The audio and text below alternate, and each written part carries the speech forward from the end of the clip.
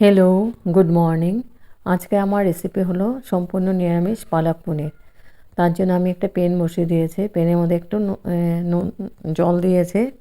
এখন আমি পালং শাকগুলোকে একটু ভাপ দিয়ে নেব।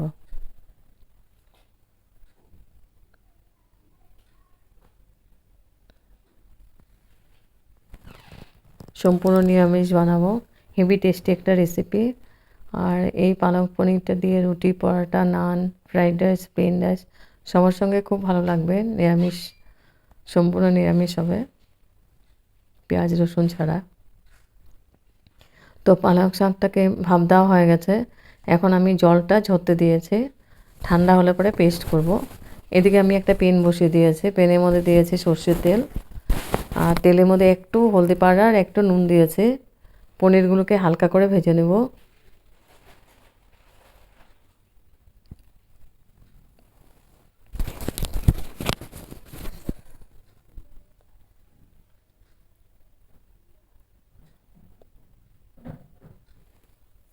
পনিরগুলো একবারই দিয়ে দিলাম, না হালকা করে ভেজে নিচ্ছে।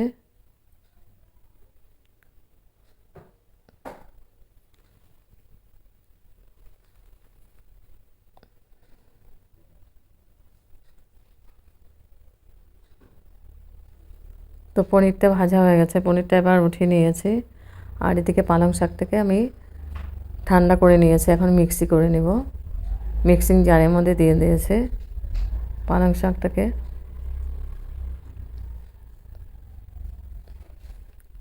পুরো পেস্ট বানাবো, একদম মিহি পেস্ট বানাবো।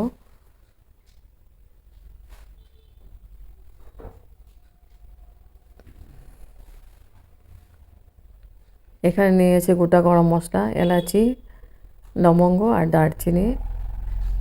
তারপর নিয়েছে আদা, লঙ্কা আর টমেটো। একসঙ্গে একটা পেস্ট বানাবো। পেস্টটা দুইবারে বানাতে লাগবে। মিক্সিং জারটা ছোটো নিয়েছি, না তো বড় হলে একবারে হয়ে যেত।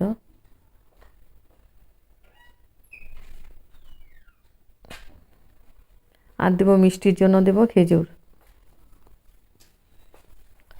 চিনি ইউজ করবো না, আমি খেজুরটাই দিয়ে দিলাম মিষ্টির জন্য।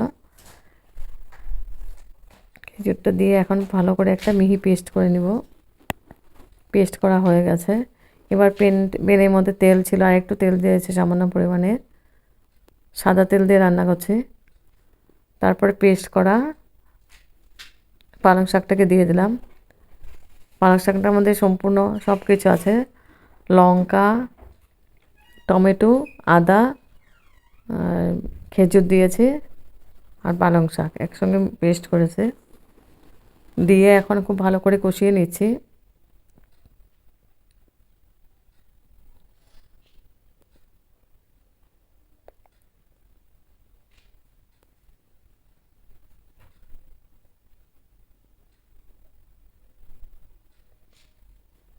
একটু সামান্য পরিমাণে জল দিয়ে দিয়েছে, জলটা দিয়ে আবার ভালো করে কষিয়ে নিব। মিক্সিং জারটা ধুয়ে আমি জলটা দিয়েছি।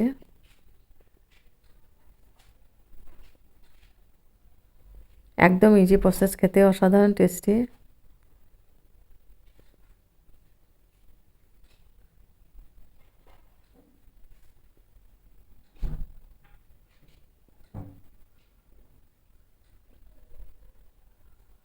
পালং শাকটা কষানো হয়ে গেছে খুব সুন্দর করে। এখন আমি গুঁড়া মশলাগুলো দিয়ে দেব।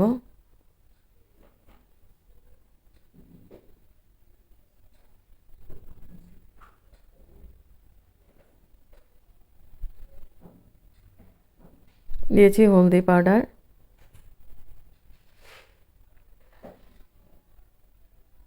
জিরে পাউডার,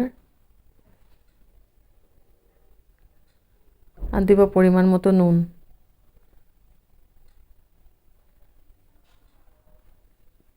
দিয়ে এখন খুব ভালো করে আবার মিক্স করে দেব মশলাগুলোকে।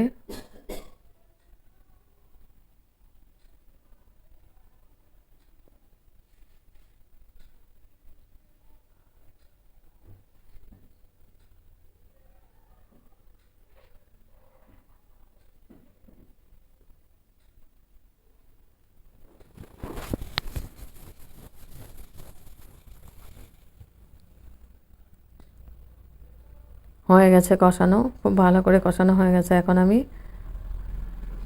সামান্য পরিমাণে জল দিয়ে দেব। জলটা দিয়ে আবার আরেকবার করে কষিয়ে নেব।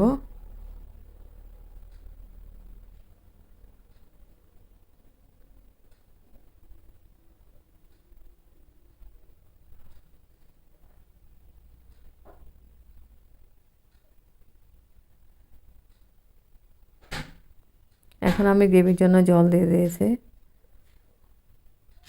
জলটা দিয়ে আমি খুব ভালো করে মিক্স করে দিচ্ছি।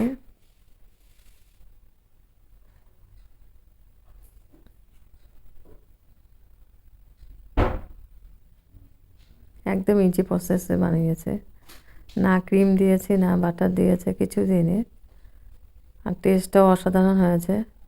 তারপর গ্রেভিটার মধ্যে দিয়ে দিলাম ভাজা পনিরগুলো। পনিরগুলো দিয়ে আমি একটু নাড়াচাড়া করে দিচ্ছি।